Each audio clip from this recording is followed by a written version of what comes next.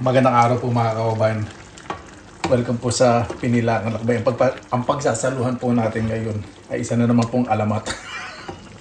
Kinamatisang adobong pusit. Tara, sama po man ninyo akong mag-prepare.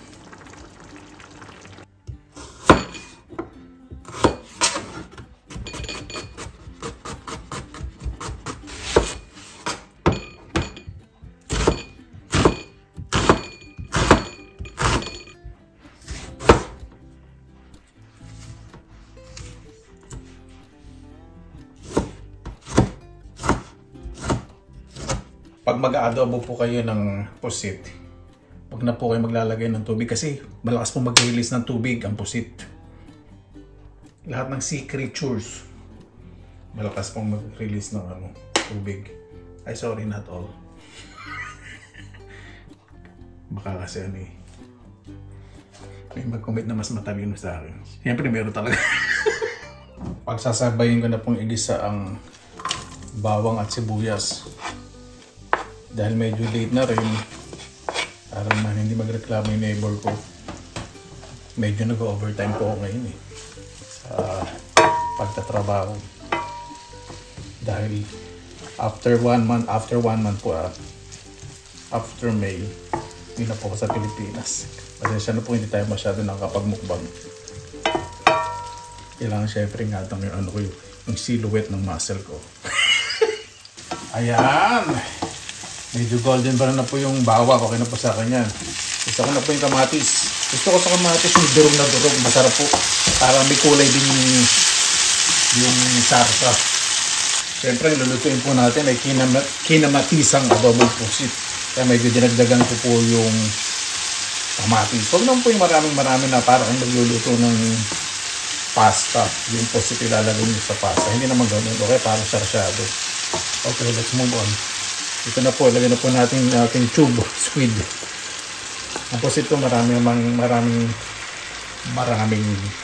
species. Ito po yung hindi mo po masyadong kalakihan. Katulad ng binibenta sa palengke sa Pilipinas. Pag naglagay po kayo ng pusit, maglagay na po kayo ng asin para mag-release po agad ng liquid. Lagyan na rin po kayo ng paminta para kapit na kapit yung lasa. Ang palasa na ilalagay natin. Yan. Yung mabuti. Hindi na po tayo maglalagay ng tubig dito Tayo lang po nating mawala yung lansang amoy ng pusit bago tayo maglagay ng toyo. Ayan. Wala na po yung amoy na malansa. Lagyan na po ako ng toyo. Ito binili ko po sa Asia Shop galing Pilipinas. Yan po talaga ginagamit. Kasi yung mga toyo dito napakaalat. May ginagamit sa mga sushi. Yung isa naman sobrang itim. Hindi ko alam kung food coloring nilagay doon. Ayoko gamitin ng mga gano'n. Lagyan na rin po ako ng sili para lumasa at umamoy ng maayos. Hindi po natin ito tatakpan kasi ayoko po ng makulob ang lansa ng pusit. Ayan, medyo inilalim ko po yung sili para lumasa. Kumukulo na po. Lagyan niyo po ang suka. Pag maglalagay po yung suka, huwag niyo haluin konti po muna lagay niyo yung suka kasi pag sumobrang asin, magdadagdag kayo ng tubig. Sa akin okay na po yung asin po na yun. Ayan! Ready na po, di ba? Napakaganda po ng resulta. Kumapit na po yung kulay ng kamatis sa pusit. Ready na po. Kain na po tayo. Mabuhay yan. Maraming salamat na po sa Panginoon. Wala ka buhay-buhay, mabuhay ko. Maraming salamat na po sa Panginoon. Nagkasama-sama na lang po tayo. Yung mabuhay ko wala ka buhay-buhay dahil medyo pagod. Pero nakabili po ako ng isa sa paborito kong ulam, mga adobong pusit. Kinamatisan. Mas maraming kamatis, mas masarap para po sa. Bago tayo salamatan po muna natin ng Panginoon. Maraming salamat po sa biyaya ninyo po sa amin sa araw na ito. Naway ang bawat isa po mas maging mabuti po sa kapwa, lalo na po sa kanilang mga sarili. Naway ang bawat isa bago po pag po sa social media pag-isipan po mabuti at lalo na po sasabihin ng kapwa kung nakapagsalita, nakagawa ng po na hindi maganda sa kapwa dahil tawad din po kami, nagkakamali. Naway humingi po agad ng tawad, maging mas mapagkumbaba. Kayo na po bahala po sa amin, sinusuko na po namin sa inyo lahat sa kanila nagsusabi. Sana po natin. Pag kumakain po ako ng adobong pusit, kumukuha po lagi ako ng sarasa. Tinutungga ako. Ginagawa ko pong sabaw. Sarap eh. Yan, okay na po yan. Ganun lang.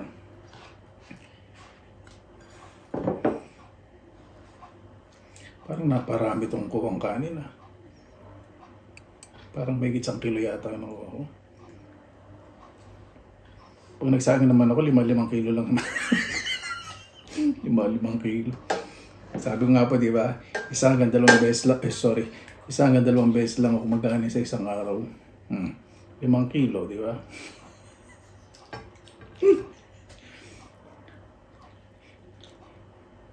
Isang sitio ng barangay pakakain. Isang sitio. Parang isang barangay at buong sitio na lipunan ng pakakain.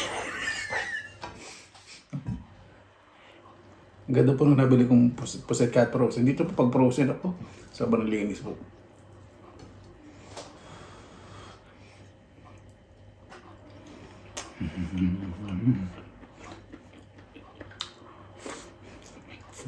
Oh.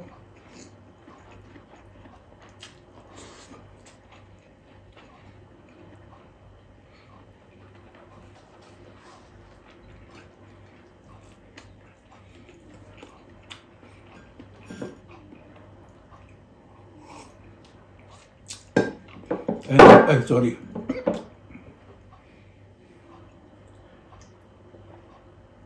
Kaya hindi ko siya inaalatan. Pwede ko siyang tunggain.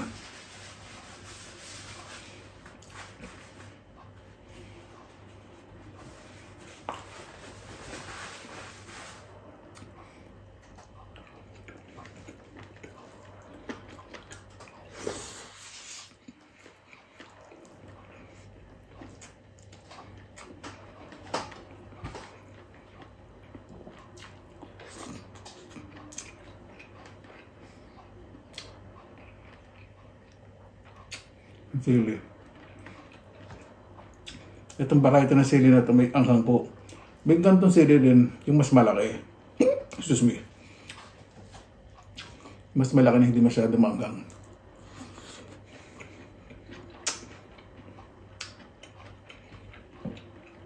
Ito may anghang ng konti.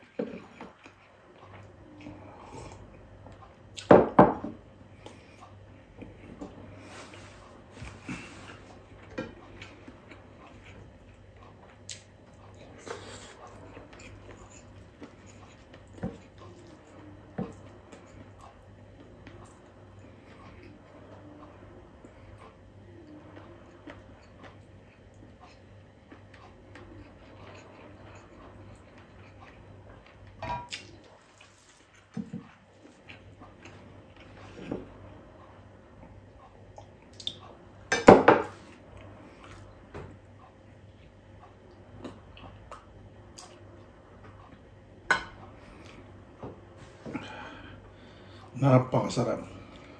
Siguro sa buong career ko sa pagmumukbang, ito isa sa pinakamasarap na luto sa adobong pusit.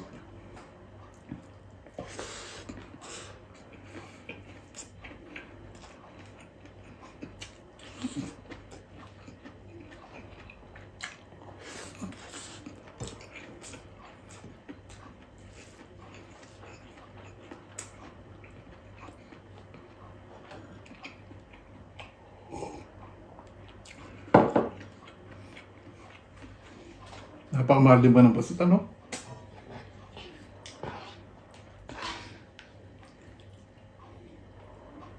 Ang dati, tumpuk-tumpukan.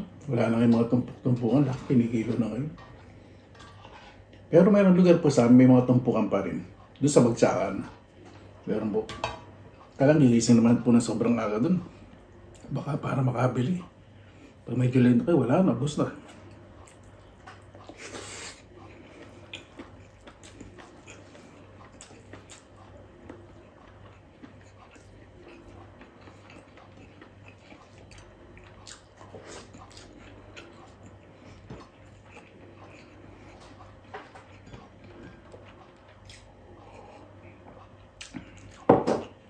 Naalala ko po noon, wala po mga frozen na mga pagkain.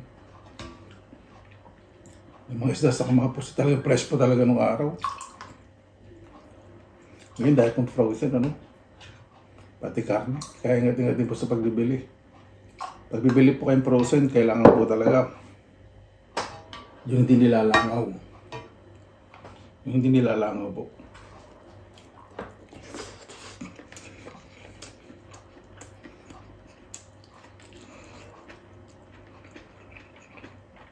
Sarap na chili ah.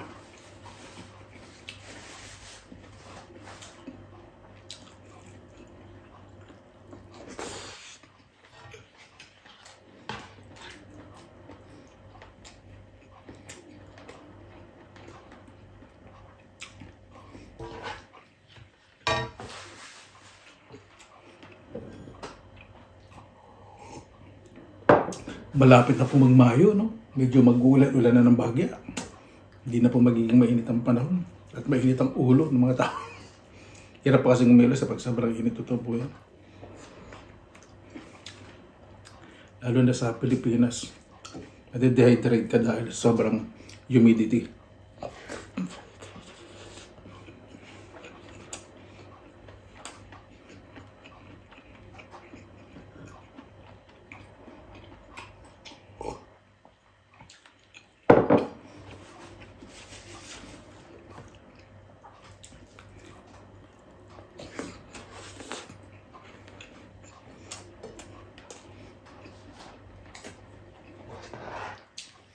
Akin diyan, ganyan ano. Kapit ka ganyan-ganyan. Para masarap tingnan. Para hindi matuyo yung ulam. Kahit pangatong init.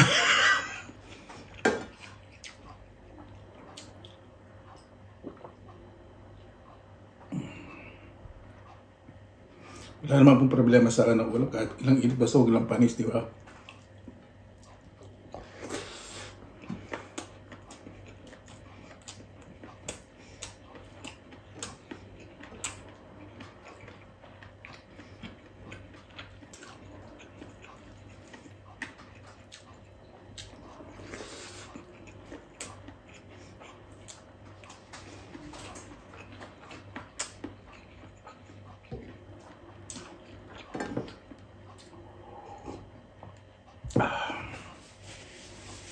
Napakasarap.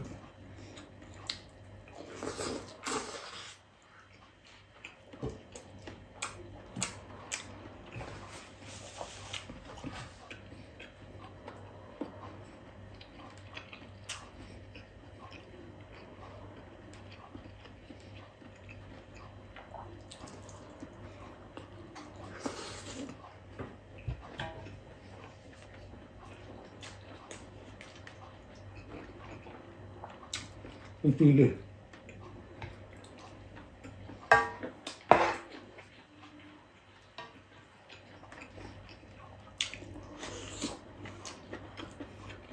Winner na winner.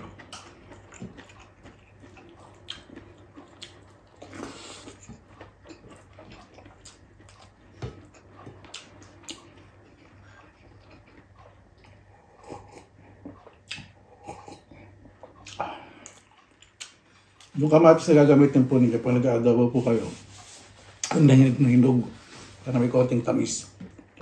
Huwag yung mani ba? Lalo pong aasin yung lulutuin po ninyo.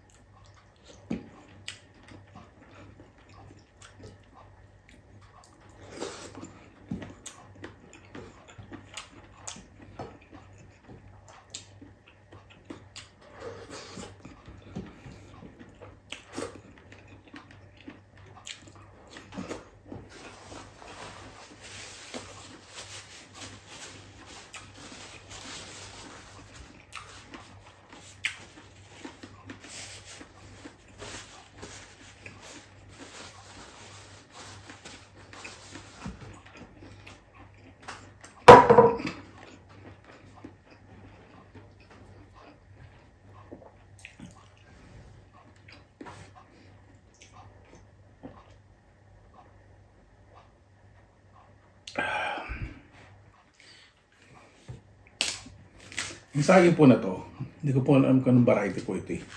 Kahit medyo mani ba lang, napakatamis po.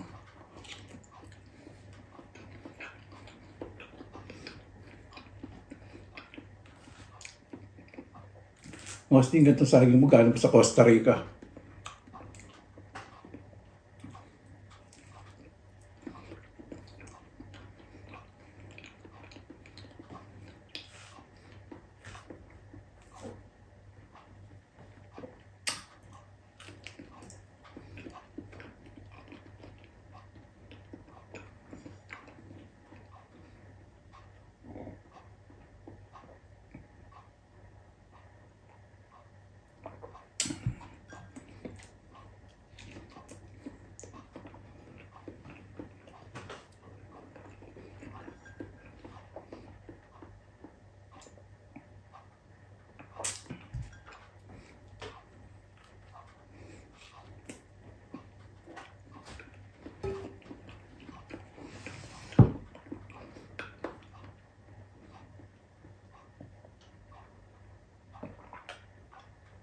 Apple juice nga po pala ito ininom ko.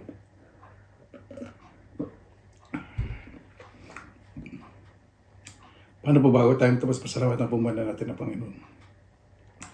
Panginoon, maraming salamat na po sa biyaya niyo po sa araw na ito na buhay bawat isa po sa lalo na po yung malalayo sa kanilang mga sa buhay.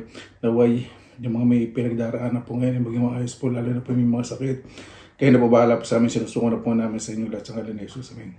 Paano po, maraming salamat na po sa inyong oras ay hindi lang sa pinilakalok. Basta lagi po tayong positive vibes, good vibes. God bless, ingat po lagi, magandang araw. Laban!